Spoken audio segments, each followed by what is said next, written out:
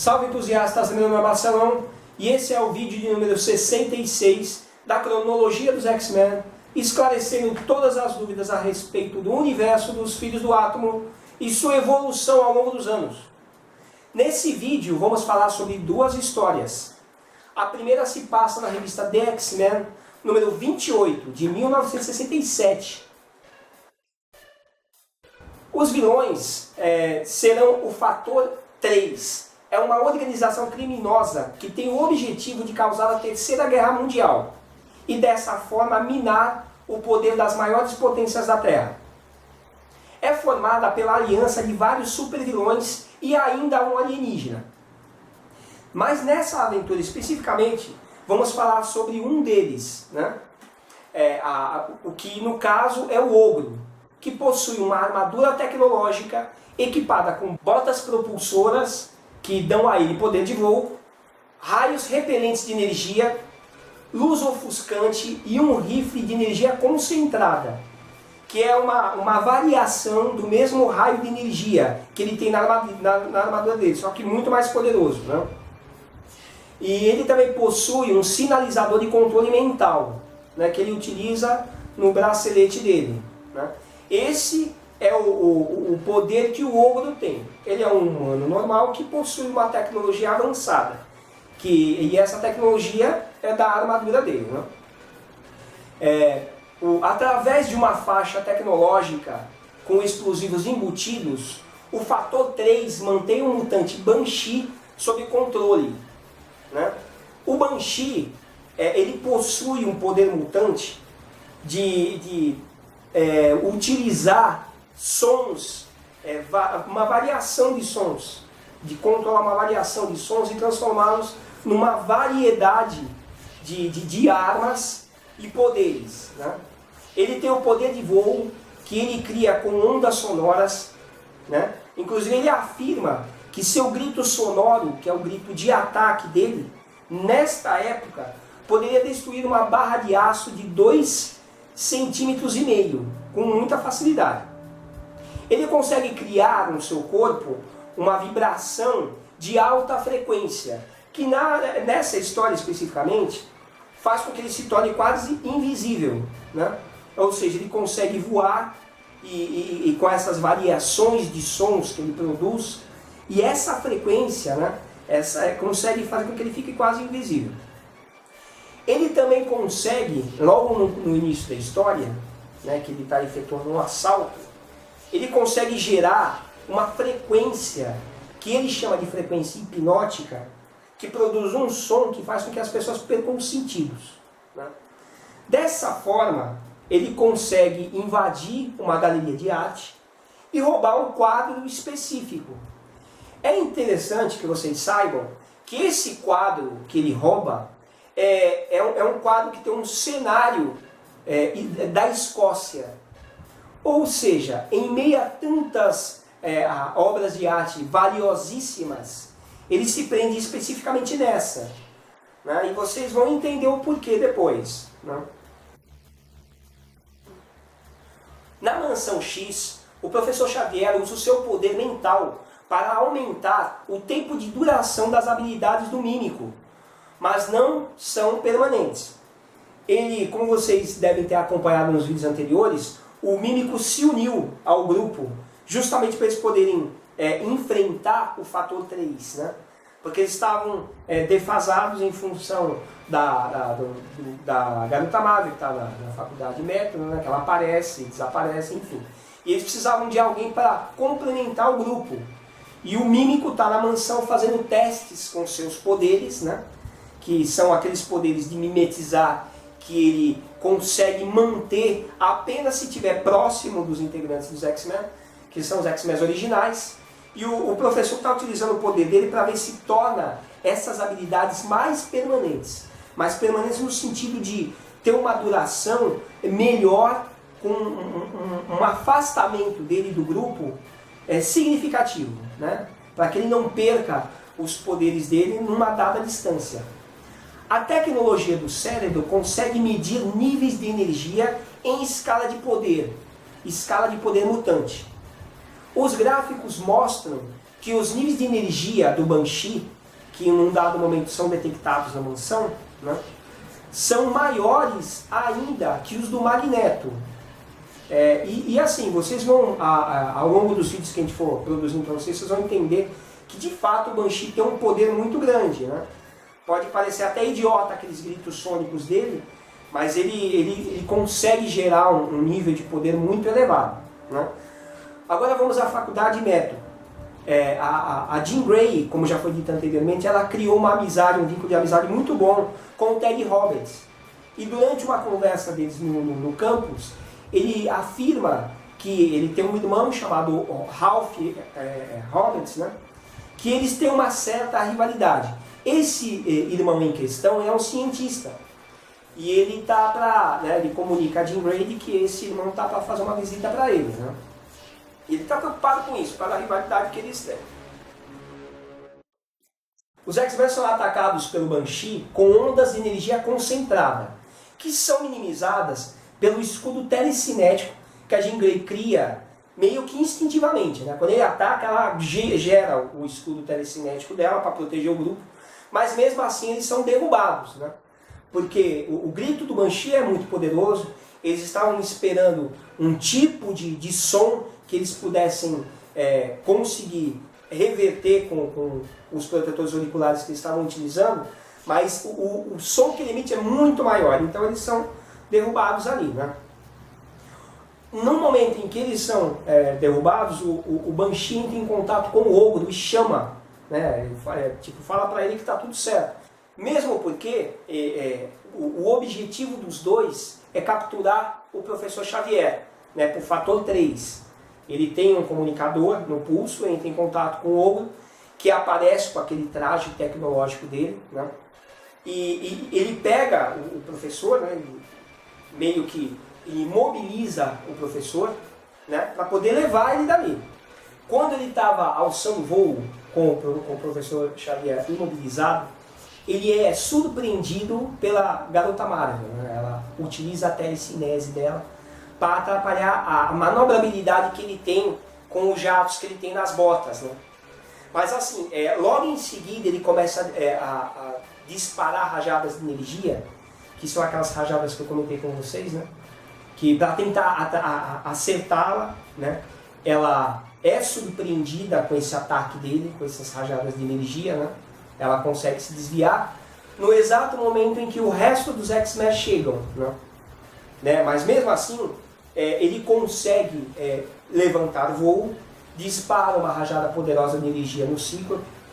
Nesse momento, como ele está voando, o Mímico entra em ação. Ele ataca ele com aquele... como ele tem o poder combinado dos X-Men, ele usa o ataque com os pés, que é uma característica do Fera, mas isso em voo, né? Que tem as asas, ele então ataca o inimigo no ar. Ele cai, evidentemente, né? O ogro cai, os X-Men estão posicionados para executar um novo ataque, né? Ele utiliza um recurso que ele tem de luz ofuscante, né? Para poder cegar os X-Men. Nesse exato momento, o Xavier, mesmo imobilizado, né? Ele consegue rolar, né? E atrapalhar o ataque do ogro, né? E assim... O ogro, ele sente que ele não vai conseguir enfrentar todos os X-Men juntos. Então o que ele faz? Ele liga o comando que ele tem no pulso passando para chamar o Banshee. O Banshee aparece novamente, né, para poder auxiliá-lo no combate. Ele gera uma onda sonora muito intensa que derruba os X-Men novamente. E ele sai, né, ele consegue... libertar, auxiliar o parceiro dele, o ogro, e os dois fogem. Eles fogem para uma aeronave que o ogro tem, que é uma aeronave tecnológica, altamente tecnológica, parece uma bala de canhão, né? E lá, quando eles estão chegando no local, o Banshee até comenta que a retirada foi necessária também, porque quando ele gera ondas de energia muito intensa, ele precisa de um tempo para se recompor, né? Então, eles precisam se reestruturar para efetuar um novo ataque. Durante a luta, o professor sonda mentalmente os protetores de ouvido do ogro, e que são eficientes contra os poderes do Banshee. ele faz aquela sondagem e consegue duplicar a sua fórmula e composição. Mesmo porque o professor Xavier é um cientista, né? Após criar novos protetores auriculares, eles decidem que vão fazer uma armadura contra o Banshee, né? Eles fazem uma preparação no ambiente, esperando que o Banshee efetue um novo ataque. E é o que acontece. Assim que o Banshee ataca os X-Men, ele chega e gera aquele som hipnótico para derrubá-los novamente, não surte efeito, né? Assim que ele nota, né, que os recursos dele não estão funcionando, ele decide fugir. Aí, nesse momento, o Xavier ele pede, né, pro Fera ligar um sistema de rede de aço que prende o Banshee, né? Essa rede é uma rede tratada e que evidentemente não seria eficiente para segurá-lo durante muito tempo se o professor não efetuasse um ataque mental, né? Ou seja, uma coisa toda sincronizada. O mímico não emitisse uma vibração contrária à que o Banshee estava gerando ali, né? Porque evidentemente que a partir do momento que o mímico está próximo ao Banshee, ele consegue mimetizar o poder do Banshee. Então ele gera uma vibração contrária, fazendo com que a estrutura, o Banshee desacelere, né? Tornando possível que o Fera dispare uma granada de gás sonífero que faz com que ele perca os sentidos, né? Isso é muito interessante, que todo esse ataque coordenado pelos X-Men consegue derrubar. Eles derrubam o Banshee. Ele fica desacordado, eles colocam ele dentro de uma roupa especial que parece uma roupa de mergulho. E eles, que tem evidentemente um oxigênio, ou seja, é um traje de suporte de vida ali, né? Que eles colocam o Banshee dentro e ele dentro de uma câmara de vácuo, sem gravidade, com gravidade zero. Ou seja, dentro de todo esse aparato tecnológico que eles criaram, o Banshee, quando acorda, evidentemente que ele não consegue gerar som para poder sair da armadilha que os X-Men evidentemente conseguiram prendê-lo, né? Nesse exato momento surge o Ogro com uma espingarda tecnológica, né? Só que assim, ele dispara contra os X-Men, né? O professor Xavier consegue prever esse ataque, fazendo com que os seus alunos saiam no momento preciso para não serem atacados, atingidos, né, pela rajada de energia. O Cíclope, por instinto também, pelo treinamento que ele tem na sala de perigo, ele acerta precisamente o rifle do Ogro, cortando ele no meio, né? Ele corta o rifle do Ogro no meio. Sabendo que ele não pode enfrentar os X-Men, né, sozinho ali, ele tenta uma fuga.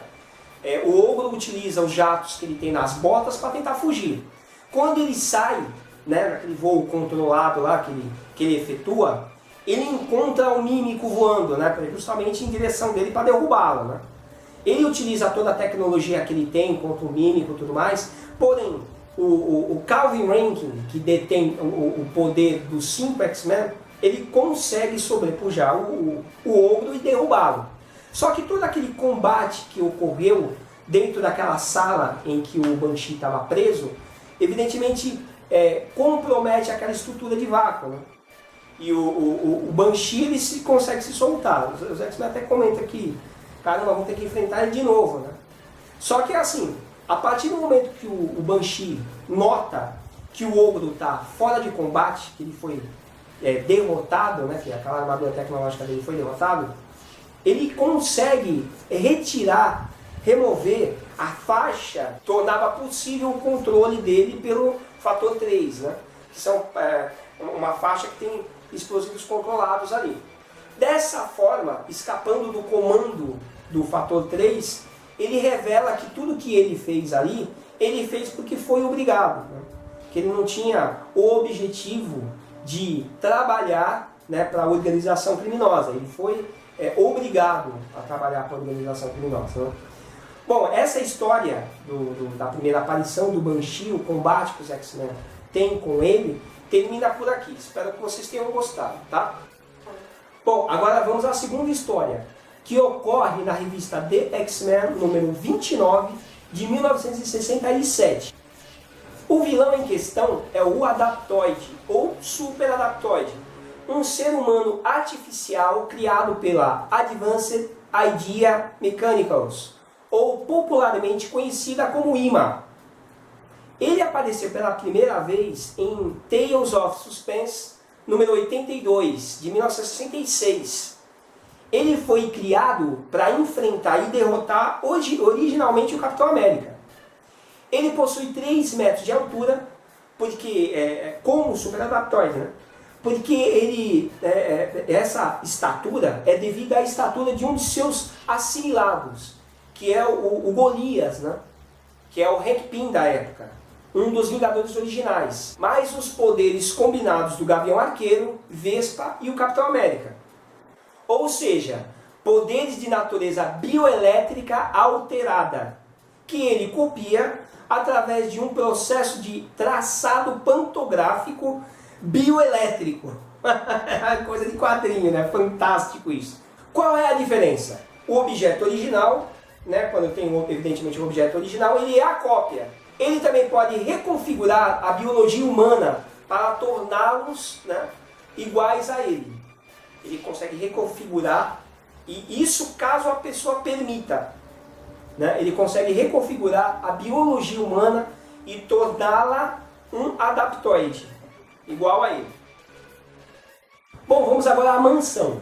Inverno intenso, os X-Men estão tentando se descontrair, né? Estão brincando com o ambiente, né? Um ambiente muito frio, um ambiente de neve, eles estão descontraindo ali. Colocam patins, né, para poder brincar nos lagos de neve ali.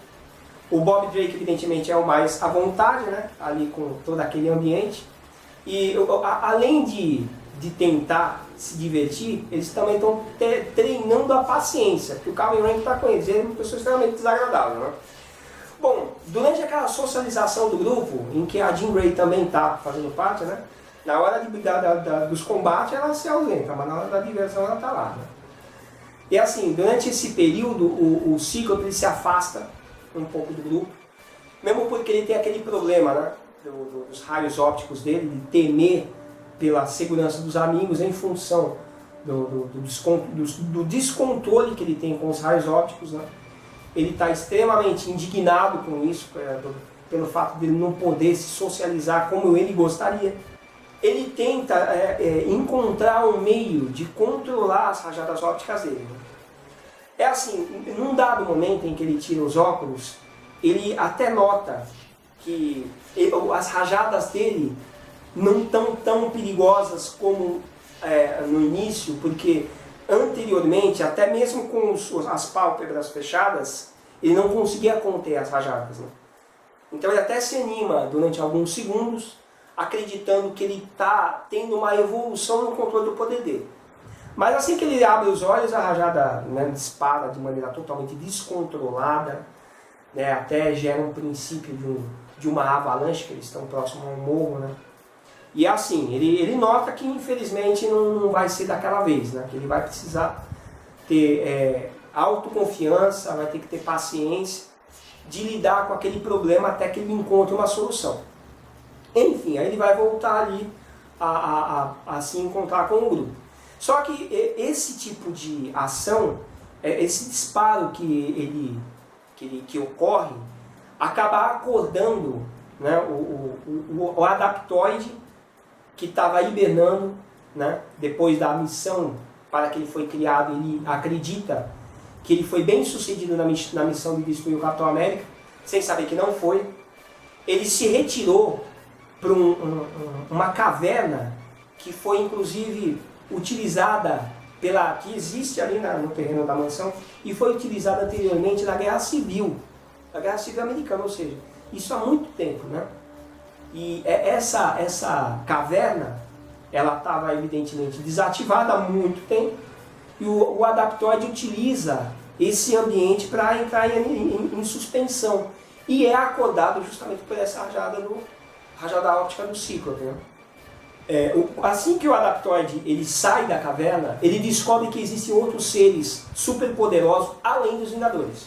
E ele fica muito curioso em saber quais são, se tem mais, né, que ele tem um primeiro contato com o Bob Drake, né, que se assusta evidentemente com aquela estatura daquela criatura que apareceu do nada. Ele faz menção de que quer capturar o Bob, né? E evidentemente com o Bob Drake ele reage, ele congela o Adaptoide, que também não reage, mesmo porque ele está curioso em saber quais são as extensões do poder do Homem de Gelo e saber se tem outros também iguais a ele. Então, assim que o Homem de Gelo acredita que conseguiu imobilizá-lo e se retira para informar os X-Men, né, sobre aquele invasor, ele sai com facilidade daquele bloco de gelo, né, e parte em direção da mansão, ali, né, onde estão os outros integrantes do grupo. Nesse meio tempo, o Mímico, né, ele está provocando os X-Men. Há um ponto em que todos eles perdem a linha, entram num confronto direto com ele de novo, né, porque o Mímico não é uma pessoa associada, não é fácil, né. Ele irrita o professor Xavier a um ponto em que o professor decide que ele não deve mais fazer parte dos X-Men.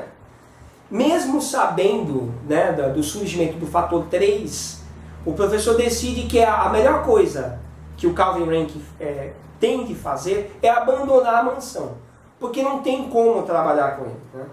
Ele é arrogante, impetuoso, ele não segue ordens, né? Ele provoca o grupo. Então, o Xavier pede a linha e fala: a melhor coisa a fazer é você abandonar os X-Men. Neste exato momento em que o Calvin Rankin se afasta, né, para arrumar as coisas deles e ir embora, aparece o Super Adaptoide, né?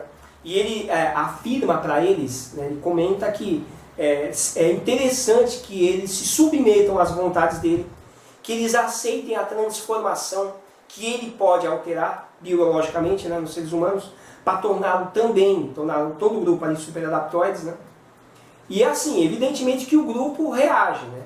A primeira que reage é a Jean Grey. Assim que o Adaptoide ataca a Jean Grey, o Cíclope reage instintivamente. Só que ele bloqueia as rajadas ópticas do Cíclope com o escudo que ele tem e que ele copiou do Capitão América, né? As propriedades são semelhantes.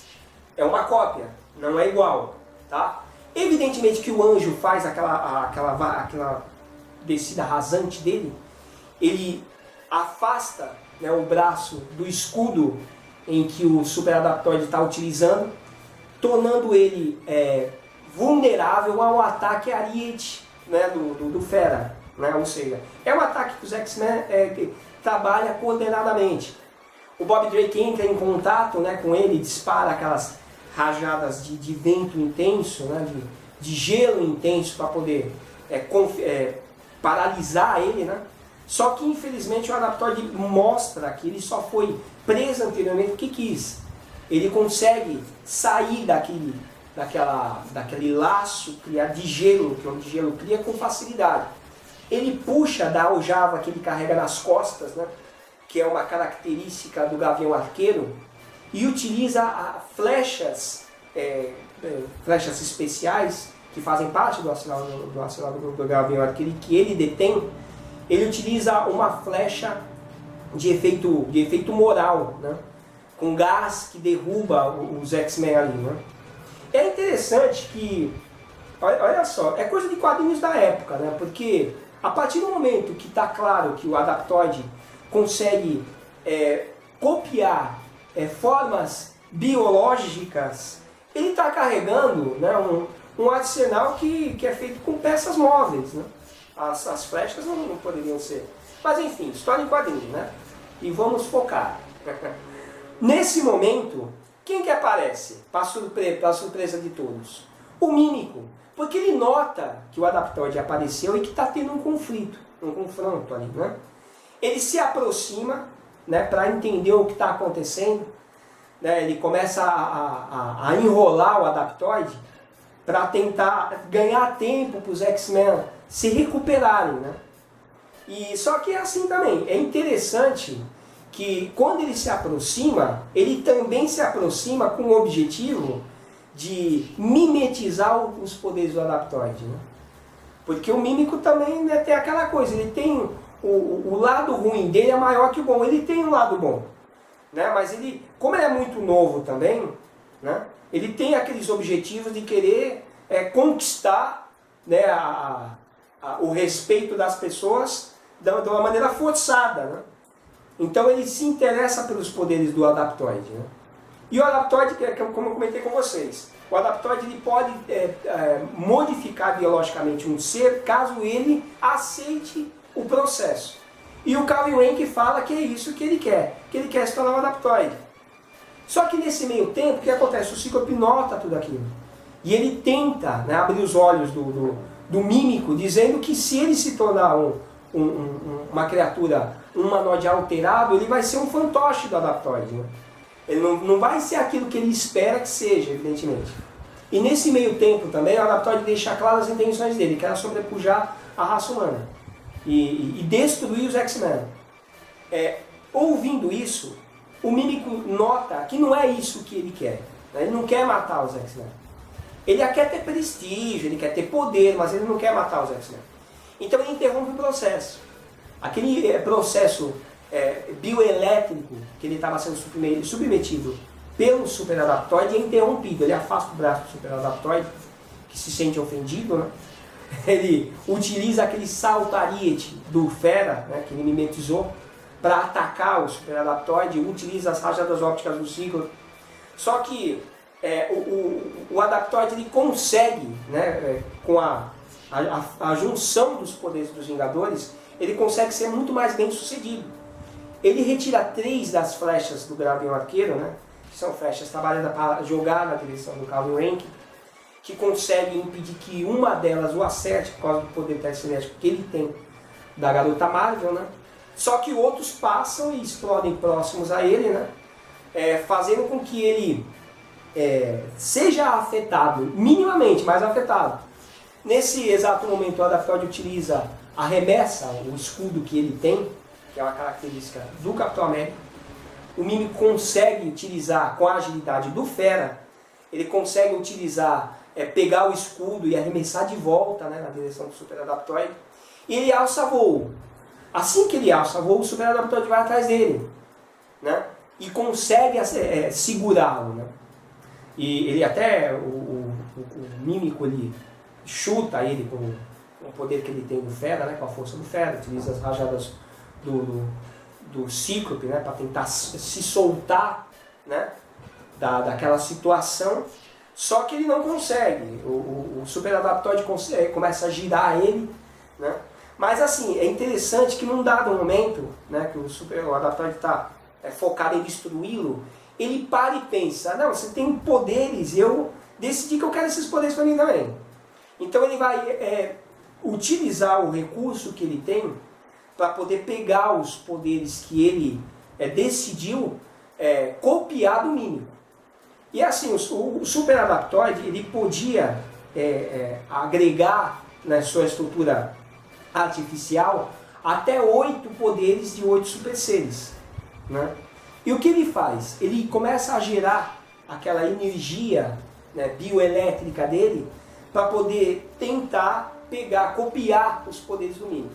Só que o que acontece? Como os poderes do Mímico não são originais, são mimetizados, e os do próprio Adaptoide também não são originais, são cópias dos Vingadores, ocorre um conflito, né? Os dois poderes que não são originais conflitam na estrutura bioelétrica dele e causa uma pane nos dois, né? Fazendo com que evidentemente, que quando tudo aquilo acontece, ele arremessa o Calvin Rankin, o Mímico, né? Porque ele vê que aquilo não está ocorrendo da maneira que deveria para ele. Ele não está conseguindo absorver o poder, né, copiar o poder da maneira que ele queria, então ele arremessa o Calvin Rankin no chão. E é assim, em queda livre, e nesse meio tempo os X-Men já estavam recuperados, o Mímico começa a perder as habilidades que ele havia mimetizado dos 5 X-Men originais, né? Por outro lado, o Adaptoide também. Ele entra em pane, toda aquela estrutura dele começa a cair, né? Ele até tem a sorte de cair no lago lá próximo da mansão, né? E o Calvin Rankin começa a notar que os poderes dele estão desaparecendo. E olha só, estão desaparecendo com os X-Men próximos. Ou seja, aconteceu uma coisa grave com relação ao poder dele de mimetizar. Tanto que ele é salvo pelo anjo, né, que leva ele para o solo. Né. Próximo aos X-Men, ele nota que realmente o poder de mimetização que ele tem não funciona mais. Pelo menos até aquele momento ele se tornou um humano normal. Né. O Adaptoide desapareceu, né, os X-Men estão todos ali vencedores, né. E infelizmente o Mímico perdeu os poderes dele. Então essa história termina aí, né? Foi o primeiro confronto que os X-Men têm com o Super Adaptoide. E a perda, desculpe queridos, dos poderes do Mímico, né? Em função desse confronto. Espero que vocês tenham gostado de mais esse vídeo. Dá um like pra gente, que é muito, muito importante pra gente. Um abraço e até o próximo vídeo.